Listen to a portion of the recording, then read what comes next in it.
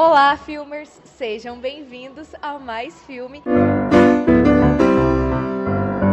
Hoje eu tô com a ilustre presença da Márcia Coutinho, tô com a honra de entrevistá-la. Ela que é uma grande dubladora brasileira, fez vozes icônicas como da Fada Madrinha em Shrek 2, fez da Rapunzel em Shrek 3, também fez da Mulher Elástica em Os Incríveis 1 e 2 e ganhou até Oscar da dublagem por isso, não foi, Márcia? Além de diversos personagens icônicos em animações, em filmes live action e também em séries e até videogame, né? Inclusive ela dublou um monte de personagens que eu vou deixar durante esse vídeo aqui na descrição pra vocês verem, de Barbie, que tá o fenômeno agora. Ela também já fez várias vozes icônicas nos filmes de animação da Barbie, né? Que voltou a ficar tão hypada. Então, Márcia, muito obrigada por conceder essa entrevista. Muito bom estar aqui com vocês. Muito obrigada. E eu queria começar te perguntando, né? Como que surgiu o seu interesse pela dublagem? Bom, eu sempre cantei, né? Desde criança sempre cantei, cantava em coro, cantava...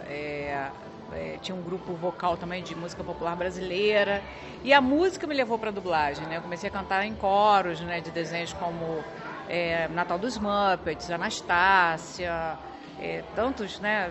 Rei Leão, Mulan... Então, assim, eu me encantei, comecei a cantar na dublagem, me encantei pela dublagem. E depois de 10 anos que eu estava só cantando na dublagem, eu fiz teatro e depois de 10 anos comecei a atuar como atriz também em dublagem. Ai, que incrível! E eu queria que você me contasse se quando você era criança, se já começou o seu interesse, você brincava em casa, quando você começou de fato, assim, trabalhar com dublagem? Sim, é engraçado, né? Quando eu era criança, eu demorei um pouco para descobrir que aquelas vozes das séries e dos desenhos, né, mas principalmente das pessoas, não eram delas, aquelas vozes não eram delas. Então, mas eu comecei a identificar que, nossa, esse ator aqui tem a voz tão parecida com a voz daquele outro ator, né? E um belo dia eu falei com a minha mãe, fui falar: mãe, você já percebeu o quanto que esse ator, a voz é parecida com do outro ator?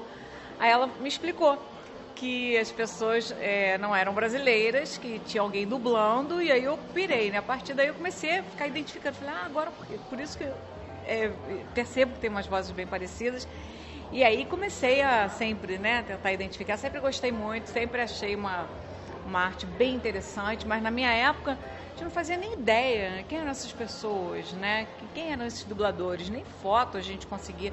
Então, assim, o primeiro que eu vi uma entrevista foi do Garcia Júnior no Sem Censura, quando ele fazia o He-Man. Foi o primeiro dublador que eu vi e achei fantástico. Ele era completamente diferente do que eu imaginava, né? Porque a gente imagina sempre o personagem.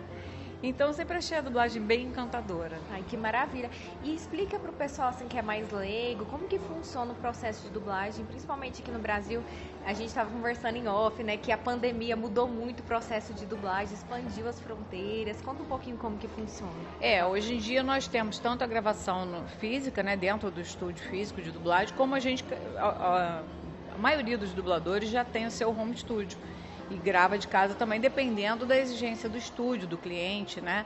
Então, tem produções que podem ser gravadas das duas formas. Tem umas produções que têm exigência de ser só presencial, algumas só remotas. Agora, hoje em dia, não tem mais essa exigência só do remoto. Mas durante a pandemia tinha, né? Tinha que ser remoto. E realmente, então, assim, agora, hoje em dia, antes tinha a dublagem de São Paulo ou a dublagem do Rio, né? Hoje em dia, a gente já está trabalhando todo mundo junto por conta disso, né?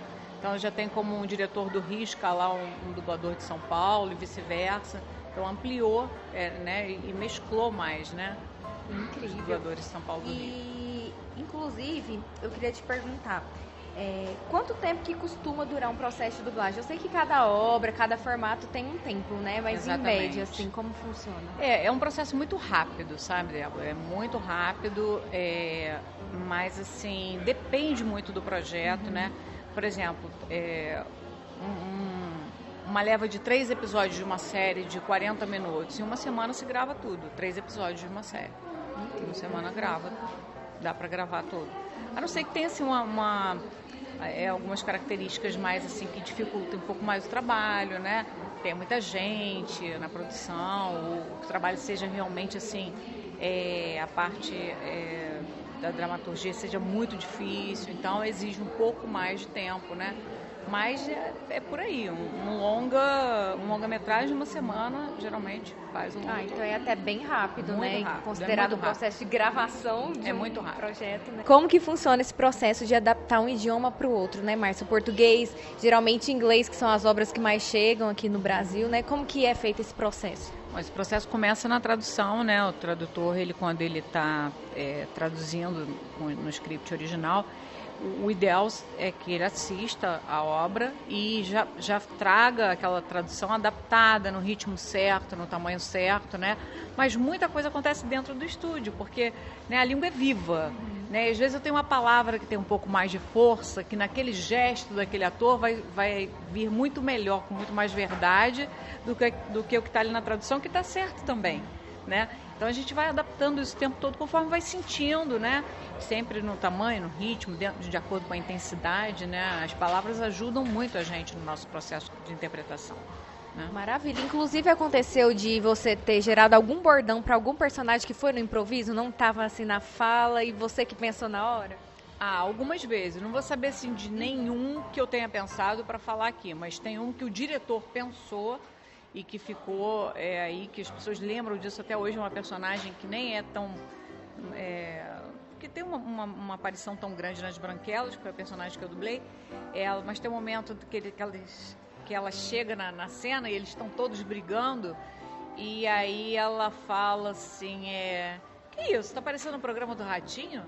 Né? Então isso daí ficou, porque na época que a gente gravou esse filme, o programa do Ratinho estava em alta e tinha muita confusão. Então o diretor falou, Márcia, colocou a mão na cintura, coloca isso, que isso, tá parecendo um programa do Ratinho. E assim, deu super certo, o público lembra até hoje dessa fala, da minha personagem, mais por conta dessa fala, né? Só quando eu fui gravar, quando esse filme foi exibido na Globo, aí teve que mudar essa fala. Aí teve que mudar. Mas foi assim uma expressão que foi utilizada que foi ali na hora que o diretor pensou. Ainda falando sobre o processo de dublagem, né? Esse canal aqui, como eu te falei, sou formada em cinema, é voltado para o cinema. Sim. Eu queria saber assim as maiores diferenças de dublar para um filme de cinema, para uma série de TV e para uma animação e para videogame. Quais as principais diferenças de cada formato? Bom, assim, o cinema, a série de TV e alguma coisa para TV, eu acho assim que o compromisso é o mesmo, a forma é a mesma, né? Mas o cinema sempre tem toda uma exigência um pouco maior do cliente, inclusive às vezes vem o supervisor junto, acompanha. Então assim, não tem muito, a gente não trabalha no cinema, a gente não trabalha muito com o tempo que a gente costuma trabalhar quando está gravando série, filme, que não tem, porque é bem dentro do tempo do cliente, né? Então às vezes faz uma cena que faria em 2 horas, vai demorar mais tempo, porque vão discutir alguma coisa, vão fazer opção, né? Então tem um processo um pouco mais demorado por conta disso, né? Mas eu acho que todos devem ser tratados da mesma maneira. Agora o videogame, a gente não trabalha com imagem, né? O videogame, você escuta o áudio original e assim que você acaba de escutar, você grava no mesmo tamanho, com a mesma intensidade, né? Interpretando o que quer dizer no original. Então o processo é bem diferente e é bem mais rápido também, né? Até mesmo por não ter imagem, não ter sync, né? Entendi, maravilha. E eu queria te perguntar agora, saindo um pouco do processo da dublagem mesmo, eu queria saber da Márcia, né? Quais as maiores dificuldades assim, que você já passou na carreira como dubladora? As maiores dificuldades? Pergunta difícil, hein, Débora? É profunda. Eu não sei, assim, eu acho que a dublagem ela te desafia o tempo todo, né?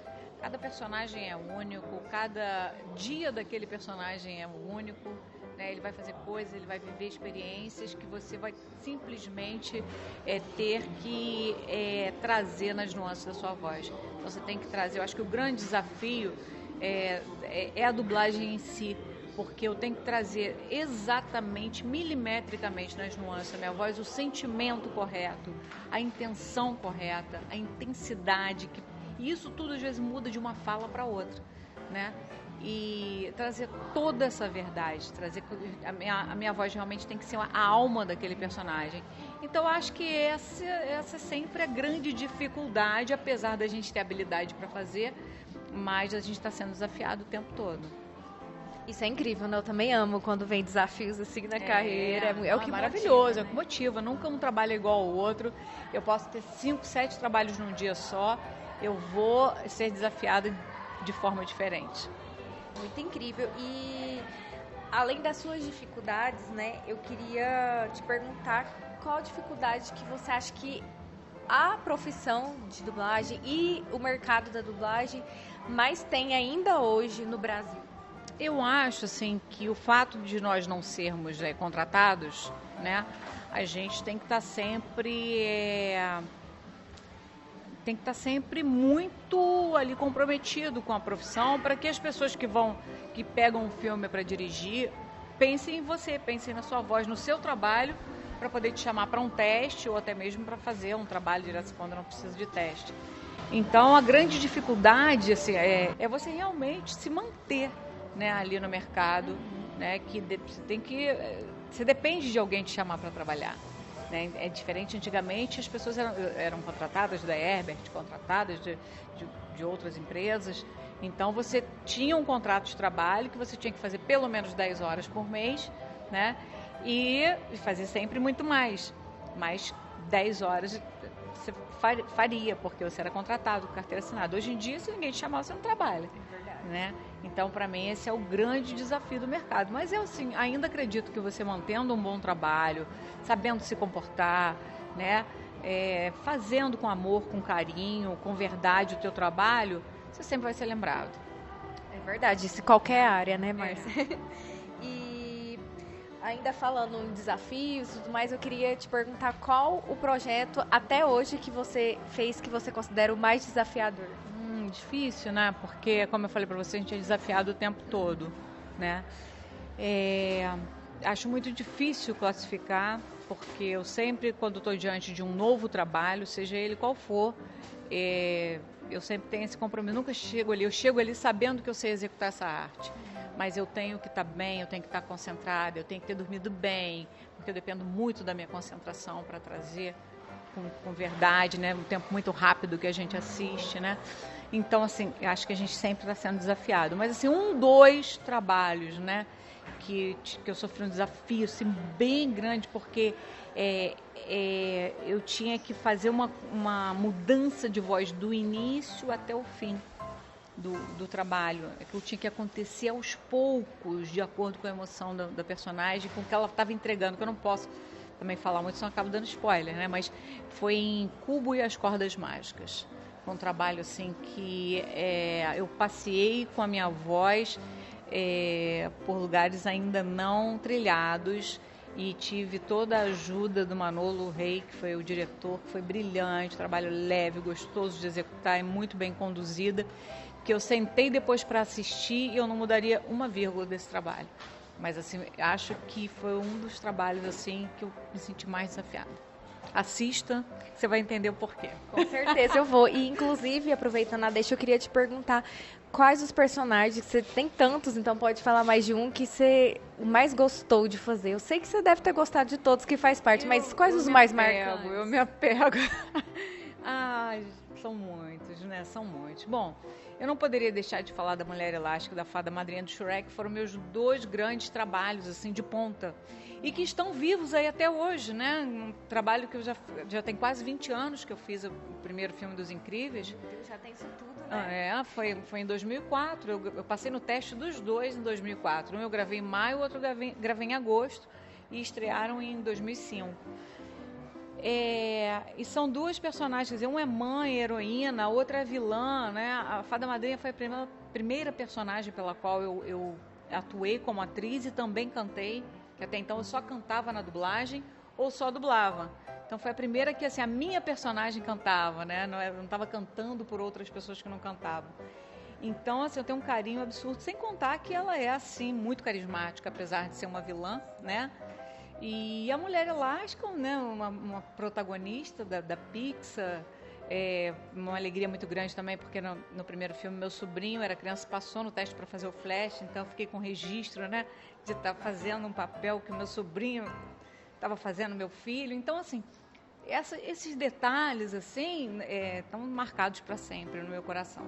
Mas, assim, amo a Garnet, que me traz, assim, a Garnet é a personagem que mais me conecta com as pessoas e que mais me dá o feedback de como esse trabalho é transformador, como ele pode chegar nas pessoas, como ele pode transformar, como ele pode dar esperança. A Garnet simboliza o amor, que para mim é a maior força que a gente tem aqui. E ela me conectou com muita gente que eu nem conhecia por esse país afora, né? Conectou mesmo de verdade. Então eu tenho um carinho muito grande pela Garnet por conta disso. E tantos outros, né? Eu adoro todos eles. Eu gosto dos personagens que eu dublei. Eu ficaria aqui a tarde inteira falando para você. Mas eu falei dessas, né, que mexem num lugar assim um pouco diferente. Mas o amor é igual por todos. Dá pra ver, você fica até emocionada, né? Coisa linda. Impacta mesmo a vida. A minha, eu te falei em off, tanto que impactou, eu amo Os Incríveis, Shrek, minha animação favorita, mas todos que eu já consegui acompanhar são incríveis. Não tem entrevista que eu não chore. Eu falo assim, nessa eu não vou chorar. Chega lá. Ela é das minhas, ela é das minhas. Eu começo a falar por isso tudo. Eu passei pela minha emoção. Eu acho que a voz da gente, ela é ela é o canal da nossa emoção, né? Através da nossa voz que a gente se expressa, que a gente fala o que sente, né? Então, a gente, quando resolve ser dublador, você tem que realmente um compromisso muito sério de passar essas emoções com a sua voz. E quando você consegue alcance, você vê que a pessoa se conecta com aquilo e mexe nesse lugar especial da pessoa, você fala, puxa, era isso que eu queria alcançar. Então, por tudo isso eu me emociono mesmo e fico feliz de estar realizando dessa maneira. Coisa mais linda, você inspira muita gente, inclusive eu, viu, Márcia? Inclusive, a próxima pergunta você já meio que já respondeu, mas eu queria que você falasse mais dicas, além de entregar toda a sua emoção, para quem tem essa vontade, esse sonho de iniciar a carreira como dublador. Bom, em primeiro lugar tem que ser ator, né?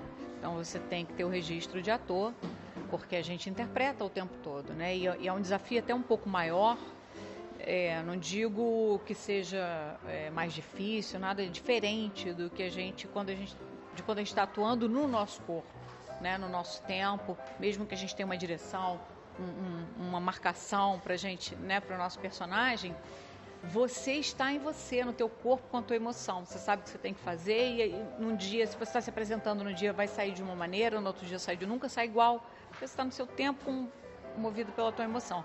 Agora, quando você está dublando, aquilo está engessado ali. É daquela maneira. Você pode passar a cena 10 vezes, errar 10 vezes, enquanto você não se enquadrar no que está pronto ali, né, não está de verdade. Então, a dublagem, por isso, ela é muito difícil, porque você tem que realmente aprender a usar a sua voz, interpretar dentro desse lugar tão pequeno e fazer uma coisa grande, né? Então, você precisa ser ator, você precisa fazer cursos de dublagem, você precisa praticar, mas praticar com consciência, sabendo que é trabalhoso, que você tem que, olha, eu tenho que ter reflexo, eu tenho que saber emitir, colocar minha voz na emissão certa, eu tenho que saber interpretar, eu tenho que saber qual é a intenção desse personagem nessa fala, né? O que ele está sentindo para falar isso. Tudo isso muda a tonalidade da minha voz na hora que eu estou falando. Então, isso requer bastante prática e consciência. Então, assim, quem está querendo trilhar esse caminho, eu só digo o seguinte, perseverança, porque não é um caminho rápido de percorrer, né? Precisa realmente, com o tempo, ir assimilando tudo isso, para na hora que você fala, bom, agora eu acho que eu estou pronto para o mercado, você chegar lá e tudo que te pedir, você só ir ajustando, mas você sabe fazer. Agora, se você não souber realizar, não adianta você falar assim, quero muito dublar, acho que eu faço até direitinho, mas eu não sei rir. E a hora que seu personagem for rir, né?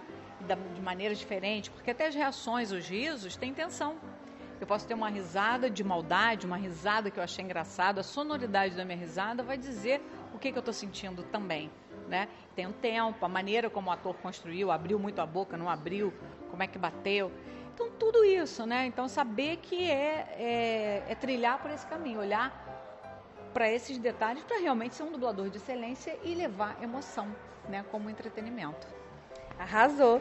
E Queria te perguntar se você pode falar, se não puder, tudo bem, mas já tem aí algum spoiler de algum próximo projeto? Não posso falar. Não pode mesmo, imaginei. Hoje em dia tá tudo muito sigiloso, a gente não pode falar nada. Mas qual o mais recente que você tem para indicar pro pessoal assistir? Pode fazer aí o merchan. Mais recente? Tem esse da Maria Hill, essa série, como é que é o nome da série? Invasão Secreta. Quem não assistiu ainda, Disney Plus, hein? Dá pra maratonar, são 6 episódios, né? É isso aí. E agora a última pergunta, se você tem algum recado final, você que emociona tantas pessoas aí para seus fãs, para o público em geral. Bom, eu quero dizer que é sempre assim eu recebo com muito carinho e com muita gratidão qualquer oportunidade que eu tenha de falar sobre a dublagem, de falar não só sobre o meu trabalho, mas pelo trabalho da dublagem, né, que é uma escolha na minha vida, uma daquelas que a gente, né, pensa assim, nessa eu acertei. Quero agradecer todo o carinho que a gente recebe do público na internet, no Instagram, todo o apoio de vocês quando vocês se deparam com uma dublagem ruim e vão lá no Instagram do dono do produto dizer troca a dublagem, porque isso aí não é o que a gente quer, né? Então, vocês ajudam a manter essa dublagem de qualidade quando vocês fazem isso.